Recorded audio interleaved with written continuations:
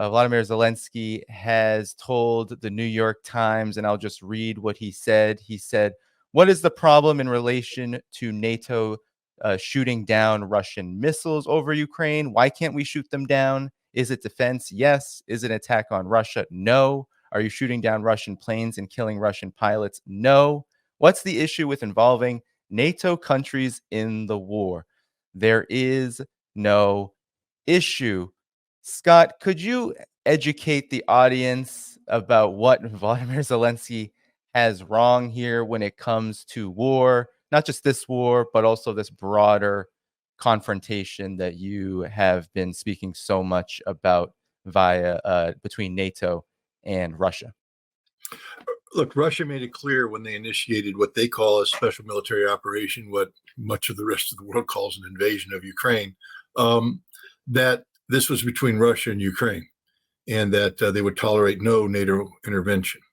And what they meant by that is, boots on the ground, NATO aircraft, NATO anti-aircraft, basically just keep NATO out of Ukraine. Now, there's been a lot of gray zone there. We have NATO advisors, we have NATO equipment, we have NATO intelligence, NATO communications. But none of these can be considered lethal force. I think Russia's red line comes down to the application of, actual military power.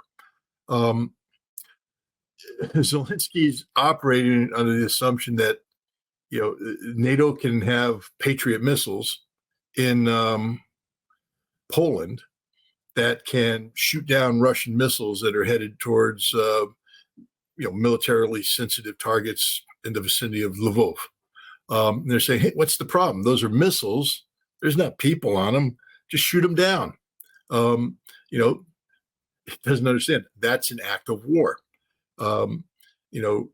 It's Russian military equipment that's on a Russian military mission in support of a Russian national security objective. NATO is not a party to the conflict. NATO can become a party to the conflict by shooting down Russian missiles. That makes them literally a party to the conflict. You don't get to have a freebie. You don't get to go, no, that's in Poland. Doesn't count. No, it counts. Zelensky is just desperate right now, so he's trying to invent rules of engagement and things of that nature.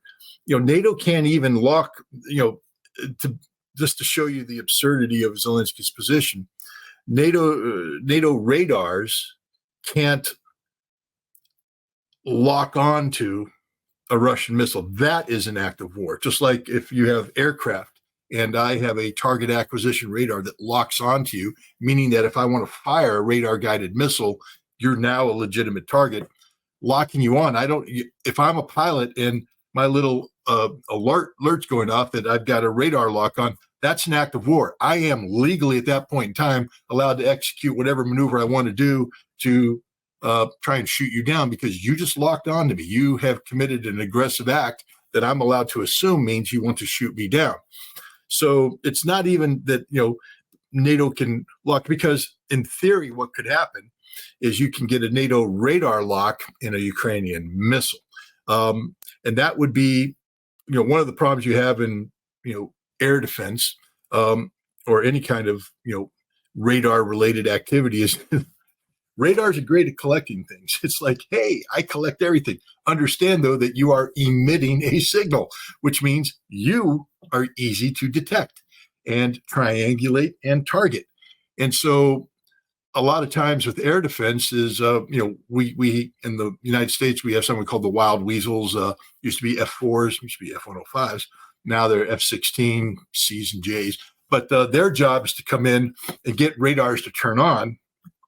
And then either we can jam them with EA-6 Prowlers or EF-18, electronic warfare aircraft, or we can fire HARM missiles, the HAARM, which stands for something which I can't remember right now, anti-radiation missile, HA. My brain's not working right now, but it's a HARM missile. Fire that, take out the radars. And so what happens a lot of times is the radars can't cue until the last second. So you have to wait till the enemy capability you're trying to interdict comes close, and then at the last second you'll turn on the radars, get a quick lock, and then fire. Or using the Zelensky rules, NATO radars in Poland or Romania can go active, lock on, share that data to Ukrainian missiles, who then can fire. And now, what do you think the Russians are going to do when that happens? They're going to take out the radars. So NATO air defense can't get involved at all. They can't. They can't. Scan. They can do passive scanning, I guess, for basic identification access, but they can't acquire a target. They can't lock on. They can't. If they do, they can't transmit that data. And this is how NATO stays out of the war. This is what prevents Russia from bombing NATO. So Zelensky is just smoking. Look, I'll just put it this way. If NATO were to do this, they have de facto set up a no-fly zone. Because if you're saying we can shoot down your missiles, what you're saying is we'll shoot down anything Russian that comes into this zone. And you've just created a no-fly zone. And once you have a ballistic or an anti-aircraft missile umbrella put over an area, you now can bring in your own aircraft, and they have freedom of operation. And that's something Russia simply won't tolerate. Right. And you mentioned Zelensky in a desperate position. I want to play a clip. Victoria Nuland was on ABC recently, and she was essentially parroting the same thing. So, of course, we always talk about Zelensky. Nothing happens in the Ukrainian government that the United States is either not aware of or not directing. But here's what she had to say on ABC regarding this very topic of how far do you go with Russia when it comes to the United States, when it comes to NATO? They need to be able to stop these Russian attacks that are coming from bases inside Russia. So I think there's also a question of whether we, the United States and our allies, ought to give them more help in hitting Russian bases, which heretofore we've not been willing to do. I think if the attacks are coming directly from over the line in Russia, that those bases ought to be fair game, whether they are where missiles are being launched from or where they are where troops are being supplied from. I think it's time for that because Russia has obviously escalated this war, including, as you said at the beginning, attacking Russia's second city, Kharkiv, which is not on the front lines, and trying to decimate it without ever having to put a boot on the ground. So I think it is time to give the Ukrainians more help hitting these bases inside Russia. So there you have it, Scott. Victoria Nuland saying that the United States should help Ukraine hit Russian military assets bases inside of Russia. Your reaction? There's a reason why underneath her name it said former top State Department official, because she was, there was a time when that was the policy of the United States, and she was, forcefully advocating to try and, or that was a policy position of the United States, and they were moving in that direction, and she was tasked with, advocating for this. But the Biden administration, when they, when we, the United States, thought that we would get $61 billion allocated to Ukraine in the fall, and therefore have some sort of continuity between the previous aid package and this one, so that there would not be a gap, so that Ukraine wouldn't come down to close to zero in artillery, run out of air defense, et cetera. You could maintain some sort of continuity in terms of Ukrainian defensive capabilities. The next step that was going to happen, if they were able to sustain that, is that, she was pushing for creating weapon-free zone, meaning that if an attack came from Russia, then ATACMS missiles that could be provided would be authorized to be used to retaliate against that attack. Not so much new targets or targets that had nothing to do with the Russian, but command and control, logistics, and actual locations where weapons were released. But then, as it became clear that the aid package was tied up in Congress, the Biden administration realized that they were getting ahead of their skis on this one, that they had a policy, but they didn't have the means to implement the policy or only partially implement the policy, and you'd be setting Ukraine up for absolute failure.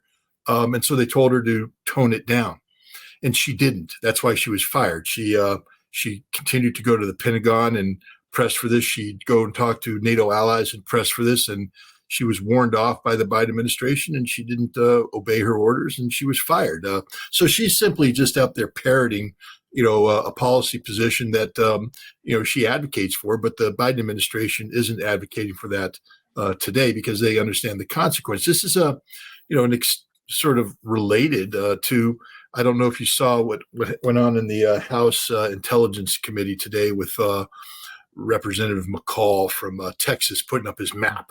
I always love when people like McCall put up maps. They think it makes them smart. So he had a map up there, and it put in a whole gray zone into Russia with a lot of red dots. And he said, this is where the attacks are. This is a command and control. This is that. And this is what we have to allow Ukraine to bomb in order to level the playing field.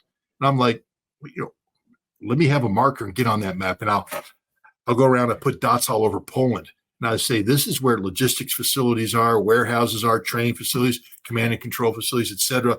Everything that NATO uses to support Ukraine. We can go down and do the same thing in Romania, all those bases that are there support. And where you train troops, where you equip troops, where you store weapons, where you repair weapons, all of which are, technically legitimate targets. Russia ain't bombing them. So if you're going to do that gray zone and say, we need to take out those targets, understand what you're saying is, well, then it's okay for Russia to come into NATO and take out all these targets. Because right now, if you go back to the Vietnam War, the North Vietnamese operated something called the Ho Chi Minh Trail. And it basically connected North Vietnam through Laos down into Cambodia and provided this logistics corridor that would allow them to supply their forces in South Vietnam ostensibly free of American interdiction. Of course, the United States ran a covert war in Laos where the CIA had its Hmong army, and the commandos, SOG, was going across the border launching raids. In Cambodia, we had our own secret bombing campaign. We invaded Cambodia to take out these bases and all that stuff.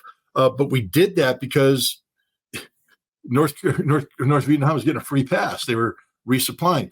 What NATO has created in Poland and the Baltics, going down to Romania, is the modern day equivalent of the Ho Chi Minh Trail, where they are literally funneling in war materiel, logistics, training, the whole thing.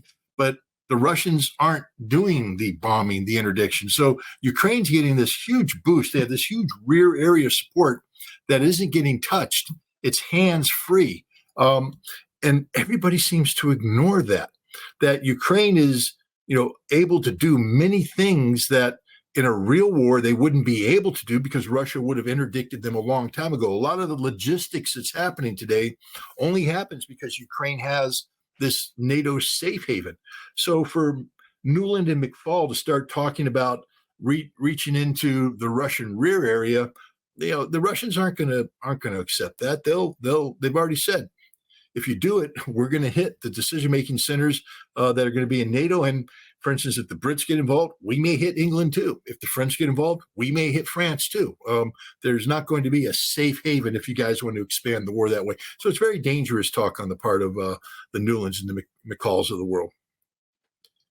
Yeah, indeed. And I wanted to ask in relation to this, you have Zelensky and Newland talking about increased NATO intervention, hitting missiles, hitting Russian military assets inside of Russia. But Ukraine is striking inside of Russia, especially in the Belgorod region. And I'm wondering if you could talk about how is that related in terms of Ukraine's capabilities? And we've talked about strategically how it is maybe not the smartest use of resources, but at the same time, it is happening. And so I'm curious on where you see that fitting in this whole narrative about striking Russia or hitting Russian military assets. Well, to be honest, Ukraine's already, doing this. They, in part of the energy war that's going on right now is, Russia's taking out Ukraine's, capacity to generate energy. And Ukraine's responding by striking, Russian energy targets, primarily oil and petroleum, storage facilities. But they're striking some that are fairly deep into Russia. There's a lot of deep drone strike. And the Russians respond by upping the strikes on Ukraine. So that's sort of a tit for tat thing that the Russians, again, it's a red line that's been crossed, and Russia's, not dramatically escalating the conflict because they've kept their eye on the ball. They don't want to do anything that can possibly be used politically by NATO to justify further, intervention in Ukraine on behalf of Ukraine. So we already see them doing that. The Ukrainians also have been striking civilian targets indiscriminately. They are just firing away with their, with HIMARS, with the Vampire. That's a checkmate multiple launch rocket system. With artillery, they're striking Belgorod. They're striking villages in the vicinity of Belgorod. They're striking villages in the vicinity of Kursk.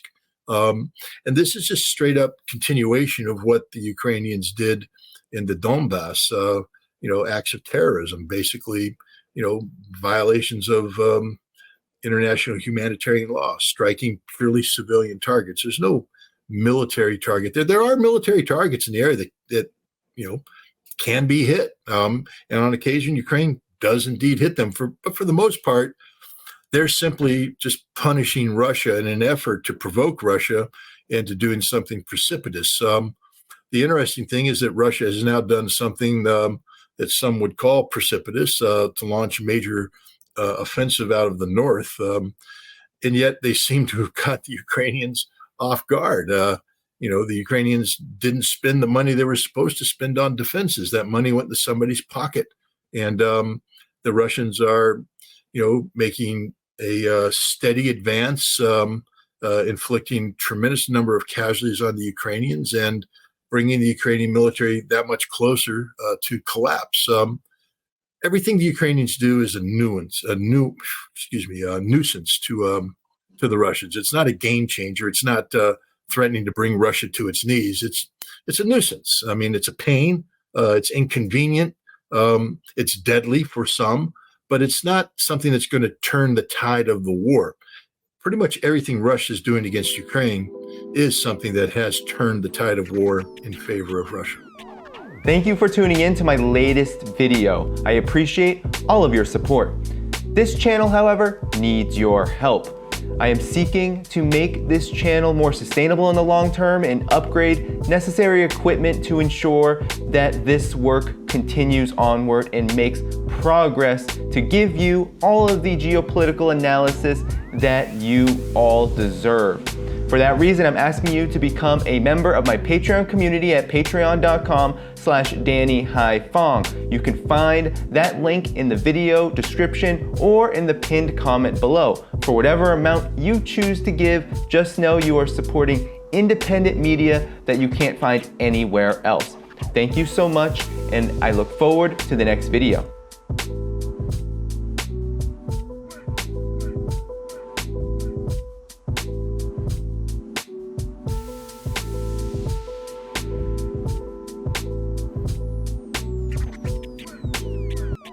Thank you for tuning in to my latest video. I appreciate all of your support. This channel, however, needs your help. I am seeking to make this channel more sustainable in the long term and upgrade necessary equipment to ensure that this work continues onward and makes progress to give you all of the geopolitical analysis that you all deserve. For that reason, I'm asking you to become a member of my Patreon community at patreon.com/DannyDhaiphong. You can find that link in the video description or in the pinned comment below. For whatever amount you choose to give, just know you are supporting independent media that you can't find anywhere else. Thank you so much, and I look forward to the next video.